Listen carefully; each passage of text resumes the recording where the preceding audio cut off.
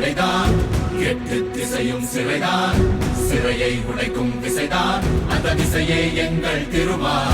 போர் செய்யும் படைதான், எட்டு திசையும் சிறைதான், சிறையை உடைக்கும் விசைதான், அந்த விசையே எங்கள் திருமா. ஓடி தலைமுறை கனவுகள் எரிமலை குழம்பென வெடிக்குது தமிழின் ஆயுதமா.